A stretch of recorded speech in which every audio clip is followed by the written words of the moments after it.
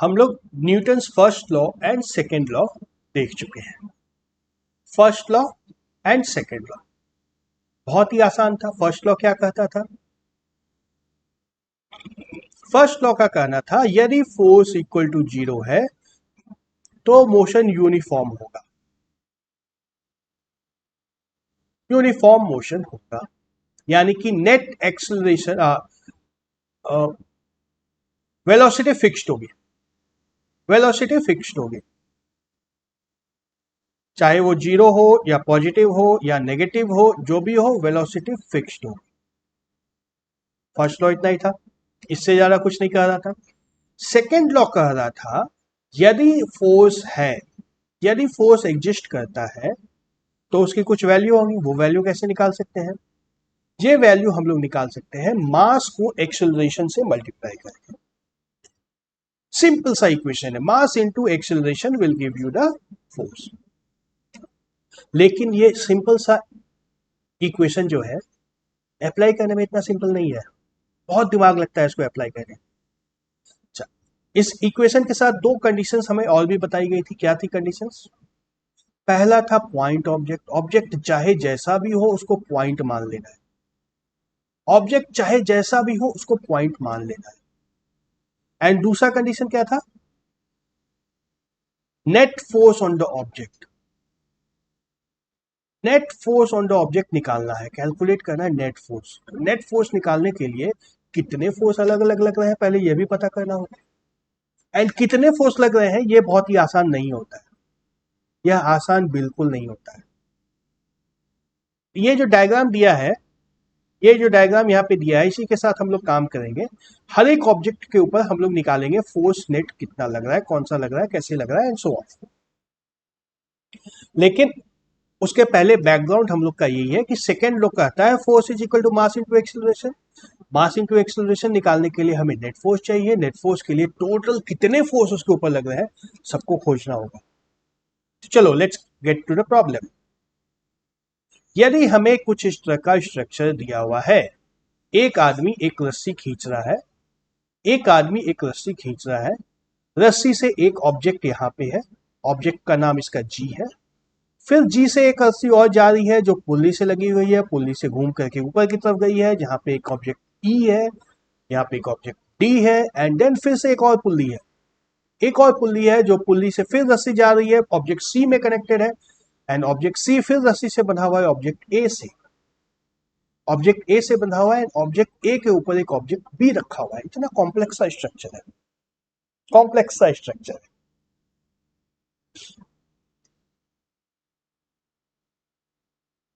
तो हमें कैसे निकालना है जब न्यूटन सेकेंड लॉ लगाना है? ऑफ कोर्स फर्स्ट लॉ की तो बात नहीं हो रही है, अगर फर्स्ट लॉ लगता तो कुछ भी कैलकुलेट करना नहीं, सेकेंड लॉ में कैलकुलेट करने की बात है। कैलकुलेट करना है तो सबसे पहला स्टेप हम लोग को क्या करना है? डिसाइड द सिस्टम, हमारा सिस्टम कौन सा है। इसमें से सिस्टम हमारा कुछ भी हो सकता है, ए भी हो सकता है, बी भी हो सकता है, सी भी हो सकता है, डी भी हो सकता है, ई भी हो सकता है, एफ भी हो सकता है। इतने ही सारे ऑब्जेक्ट हैं जो मूव करेंगे, इतने ही सारे ऑब्जेक्ट्स हैं जो मूव करेंगे, किसी का भी मोशन के बारे में पूछा जा सकता है। तो कौन सा हमारा ऑब्जेक्ट है पहले उसको चुनना है। कौन सा ऑब्जेक्ट है? थोड़ी देर के लिए मान लो हम लोग ए के साथ काम कर रहे हैं, सभी के ऊपर मैं बता दूंगा, पहले मान लो फर्स्ट में ए के साथ अगर हम लोग काम कर रहे हैं, ये हमारा ऑब्जेक्ट है ए, है ना, इसका नाम मैं इसके अंदर ही लिख देता हूं, ये ऑब्जेक्ट ए हम लोग का है। उसके बाद सेकेंड स्टेप में क्या करना है? आइडेंटिफाई द फोर्सेस, इसमें कौन कौन से फोर्स काम कर रहे हैं, कौन कौन से फोर्स काम कर रहे हैं? पहला, ग्रेविटी काम कर रही है, ग्रेविटी काम कर रही है, और कौन सा फोर्स काम कर रहा है? ग्रेविटी मतलब वेट ऑफ द ऑब्जेक्ट, तो ग्रेविटी को मैं वेट ही लिखता हूं, वेट ऑफ द ऑब्जेक्ट इसके ऊपर काम कर रहा है, दैट इज ग्रेविटेशनल फोर्स। और कोई फोर्स काम कर रहा है क्या? ऑफ कोर्स बी का वेट भी इसके ऊपर लग रहा है, वेट ऑफ बी, बी का वेट भी ए के ऊपर लग रहा है। और कौन सा फोर्स लग रहा है? स्ट्रिंग के द्वारा भी एक फोर्स लगाया जा रहा है, स्ट्रिंग से यह आदमी खींच रहा है, इस रस्सी से खींच रहा है, तो स्ट्रिंग के कारण भी एक फोर्स लग रहा है। और कोई फोर्स लग रहा है? फ्रिक्शन भी लग सकता है। जमीन अगर फ्रिक्शनलेस है या नहीं है अभी हमें नहीं पता है, नहीं पता है तो हम लोग मानेंगे कि जमीन में कुछ फ्रिक्शन है, जमीन में कुछ फ्रिक्शन है, यह भी हम लोग मानेंगे। और भी कोई फोर्स लग रही है क्या? सिर्फ और सिर्फ ऑब्जेक्ट ए की बात करनी है अभी हम लोग। जब ए की बात कर रहे हैं सिर्फ ऑब्जेक्ट ए को देखना है और किसी को नहीं देखना है। ये आदमी ए के ऊपर डायरेक्ट तो कोई फोर्स नहीं लगा रहा है, आदमी जो भी फोर्स लगा रहा है इस रस्सी के माध्यम से लगा रहा है ना, रस्सी के माध्यम से लगा। तो और तो कोई फोर्स नहीं लग रहा है इसके ऊपर। अब क्या करना है स्टेप 3 में? फ्री बॉडी डायग्राम बनाना है। फ्री बॉडी डायग्राम बनाना है। फ्री बॉडी डायग्राम मतलब इसके ऊपर कौन कौन से फोर्स किधर से लग रहे हैं यह सब कुछ लिखना है। इसके ऊपर कौन से फोर्स लग रहे हैं? वेट ऑब्जेक्ट का लग रहा है नीचे की तरफ काम करेगा, ये ग्रेविटेशनल फोर्स है नीचे की तरफ, mg है ना, mass of A multiplied by gravity mg। और क्या लग रहा है?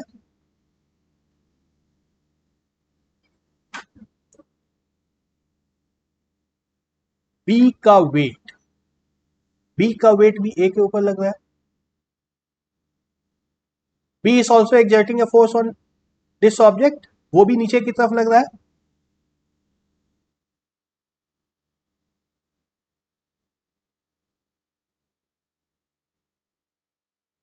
Mass of B into gravity, mass of B into gravity, ठीक है। और कौन सा फोर्स लग रहा है? स्ट्रिंग एक खींच रहा है इसको, स्ट्रिंग के कारण भी एक फोर्स लग रहा है। स्ट्रिंग फोर्स किस तरफ लगा रहा है? इस डायरेक्शन में लगा रहा है। Tension in string on A, tension on A. और फ्रिक्शन फोर्स, फ्रिक्शन फोर्स किधर लग रहा है? यदि ऑब्जेक्ट इधर मूव कर रहा है तो फिर इसके ऑपोजिट डायरेक्शन में फ्रिक्शन फोर्स हम लोग का लग जाएगा, इस डायरेक्शन में लगेगा फ्रिक्शन फोर्स। अब पॉजिटिव और नेगेटिव डायरेक्शन भी हम लोग को चूज करना है, पॉजिटिव और नेगेटिव डायरेक्शन भी हम लोग को चूज करना है। तो ऑफ कोर्स हम लोग राइट साइड को पॉजिटिव मानेंगे, लेफ्ट साइड को नेगेटिव मानेंगे, नीचे को नेगेटिव मानेंगे, ऊपर को पॉजिटिव मानेंगे। बट एक फोर्स अभी मिस हो रहा है हम लोग का, गेस करो कौन सा फोर्स मिस हो रहा है? कौन सा फोर्स मिस हो रहा है? Earth is also applying a force on this object ना।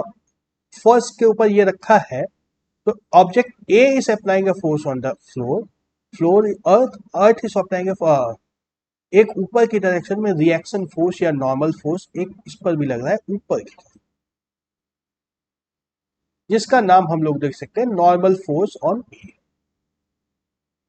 नॉर्मल फोर्स ऑन, ठीक है। यहां पे एक पांचवा फोर्स भी है नॉर्मल फोर्स। देखो दिखता नहीं है, दिखता नहीं है फोर्स, इतने आराम से दिखता नहीं है, बहुत बार छुपा हुआ रहता है जिसको खोज करके निकालना होता है। तो ऑब्जेक्ट ए के ऊपर इतना फोर्स लगा है। ऑब्जेक्ट बी की अगर बात करें तो चलो इस लिस्ट को अब मैं मिटा देता हूं। ऑब्जेक्ट बी का अगर इसी तरह से एक डायग्राम बनाया जाए तो उसके ऊपर कौन कौन से फोर्स लगेंगे? सबसे पहले तो ऑब्जेक्ट बी को ड्रॉ कर दिया जाए, यहीं पे करता हूं मैं बगल में।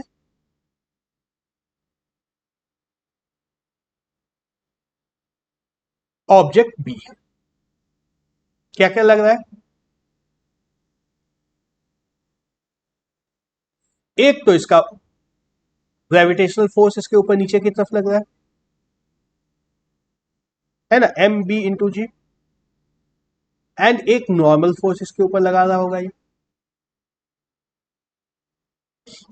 और क्या लग रहा है? स्ट्रिंग देखो, स्ट्रिंग इस पे नहीं लगा है, स्ट्रिंग इस पे नहीं है, स्ट्रिंग नहीं लगा हुआ है बी पे, बट एक फ्रिक्शन ए और बी के बीच में एक फ्रिक्शन फोर्स काम करेगा जो किधर लगेगा? इस डायरेक्शन में। किस डायरेक्शन में लगेगा फ्रिक्शन? इधर लगेगा या इधर लगेगा? किस डायरेक्शन में लगेगा? फ्रिक्शन इस बार इस डायरेक्शन में नहीं लगेगा, फ्रिक्शन इस बार किधर लगेगा? इस डायरेक्शन में लगेगा।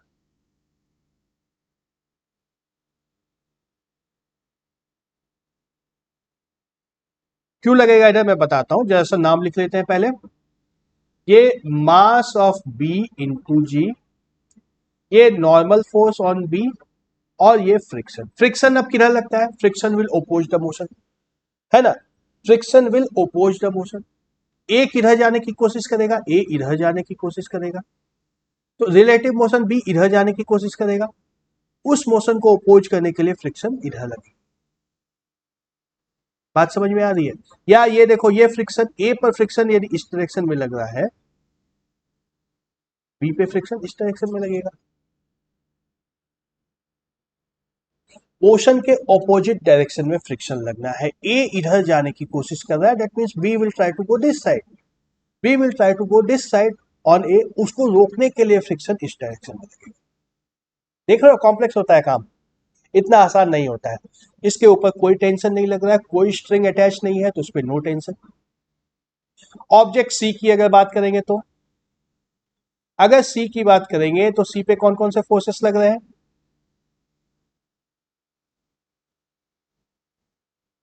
ये हम लोग का सी है। सी पे टेंशन दोनों तरफ से लग रहा है, स्ट्रिंग दोनों तरफ से अटैच्ड है, तो दोनों तरफ से इसके ऊपर टेंशन लगेगा। एक इधर से भी लगेगा, एक इधर से भी लगेगा। फ्रिक्शन लगेगा किधर? सी इस तरफ जाने की कोशिश करेगा तो फ्रिक्शन इसके ऊपर ऑपोजिट डायरेक्शन में इधर लग जाएगा। एंड मास वेट तो नीचे की तरफ काम करेगा, एंड नॉर्मल फोर्स ऊपर की तरफ काम करेगा। सबका नाम दे दो। ये टेंशन ऑन C1 मान लो, इसको टेंशन ऑन C2 मान लो। ये फ्रिक्शन है, ये mass of C into gravity है, एंड ये नॉर्मल फोर्स ऑन सी है। ठीक है। सिमिलरली डी और ई का बनाएंगे तो बिल्कुल सिमिलर टाइप का डायग्राम बनेगा। मान लो इसको डी मैं मान लेता हूं, यहाँ पर नहीं, यहाँ पे यस। ये अगर डी है तो डी के ऊपर टेंशन दोनों तरफ लगेगा, स्ट्रिंग दोनों तरफ से अटैच है तो टेंशन दोनों तरफ लगेगा, एंड इसका खुद का वेट नीचे की तरफ काम करेगा, m into g. Tension on D1, tension on D2, and mass of D into gravity, ये नीचे की तरफ काम करेगा। इतने सारे फोर्स लग रहे हैं, कोई फ्रिक्शन नहीं लगेगा इसमें। अब जी वाला बड़ा इंटरेस्टिंग है, जी को ठीक से देखना है हमें। ऑब्जेक्ट जी की जब हम लोग बात करेंगे तो इसको देखो, इसमें क्या क्या लगेगा। ऑब्जेक्ट जी,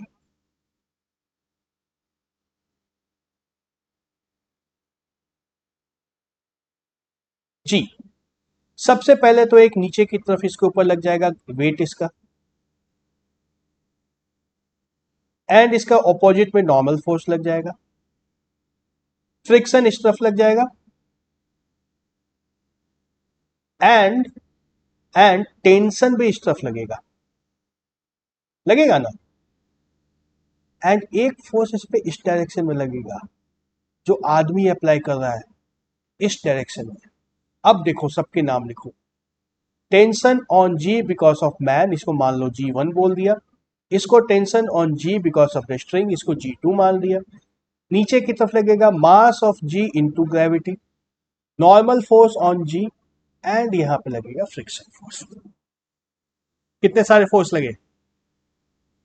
और कोई मिस हो रहा है क्या? नहीं। इतने सारे फोर्स लगने के बाद फिर हम लोग इसका कैलकुलेशन कर सकते हैं। कैलकुलेशन कैसे करेंगे ये हम लोग आगे एग्जांपल्स में देखेंगे। अभी मैंने दिखाया सिर्फ फ्री बॉडी डायग्राम बनाना है, इस तरह का एक डायग्राम बनाना है। टोटल फोर्सेस कहाँ कहाँ कितनी कितनी लग रही है सबको कैलकुलेट करना है, उसके बाद फिर क्वेश्चन के सॉल्व करने पे जाएंगे। ओके, तो now let's see one example. With what acceleration a should the box in the figure descend so that the block of mass m exerts a force mg by 4 on the floor of the box? क्या है question में?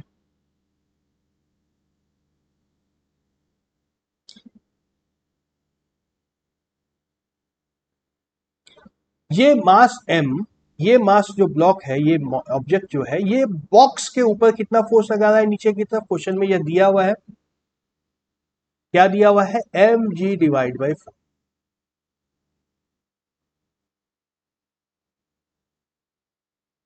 m g divide by 4। Now to every action there is equal and opposite reaction, है ना। तो normal force इस पर उतना ही लग जाएगा, नॉर्मल फोर्स इसके ऊपर उसके बराबर लग जाएगा। कितना लगेगा ये normal force? Normal force, this normal will be equal to capital M G divide by, ठीक है। ठीक है, और कौन सा फोर्स लग रहा है इस ऑब्जेक्ट के ऊपर? और कुछ लग रहा है क्या? यस, ग्रेविटी का फोर्स तो लग रहा है, ग्रेविटी का फोर्स लग रहा है। इसको चलो मैं रेड से मार्क करता हूं। ग्रेविटी का फोर्स कितना होगा? ग्रेविटी का फोर्स कितना होगा? मास इंटू जी, एम इंटू जी होगा, एम इंटू जी। तो अब इस ब्लॉक के ऊपर कौन कौन से फोर्स काम कर रहे हैं? इस मास एम के ऊपर कौन कौन से फोर्स काम कर रहे हैं? ये एम जी बाय 4 जो था, ये तो बॉक्स के ऊपर इसने अप्लाई किया था, तो हमें इस फोर्स से कोई काम नहीं है, इसकी यहाँ पे जरूरत नहीं है। बात समझ में आ रही है? इस फोर्स की हमें कोई जरूरत नहीं है। क्यों? क्योंकि ये फोर्स किसके ऊपर काम कर रहा था? यह फोर्स काम कर रहा था बॉक्स के ऊपर, यह फोर्स काम कर रहा था बॉक्स के ऊपर। हमें चाहिए इस ब्लॉक के ऊपर कौन से फोर्स काम। बॉक्स के ऊपर एक इसका वेट नीचे की तरफ काम कर रहा है, एक ऊपर की तरफ नॉर्मल काम कर रहा है, जिसकी वैल्यू हमें मिल गई है एम जी डिवाइड बाई 4। कहां से मिली है? थर्ड लॉ ऑफ मोशन से।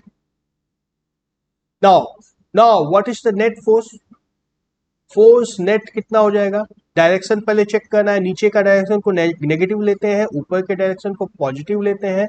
तो नेट फोर्स आ जाएगा हम लोग का M G plus capital M G divide by 4, that is equal to 3 times capital M G divide by 4। अब एक्सेलरेशन कितना होगा? F net is equal to, negative भी लगेगा, F net is equal to mass into acceleration. Mass M है, acceleration हम लोग को निकालना है।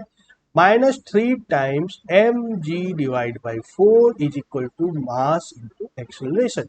यहां से हमें एक्सेलरेशन की क्या वैल्यू मिली? -3 times G by 4, 3 times G divide by 4।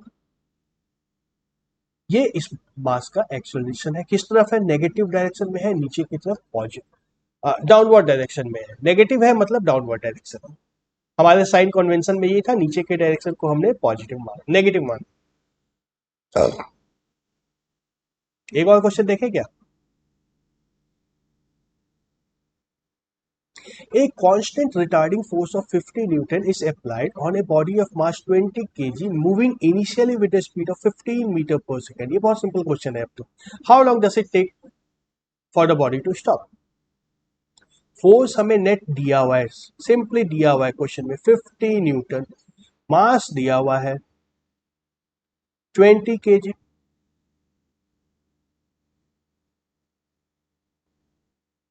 Acceleration कितना हो जाएगा?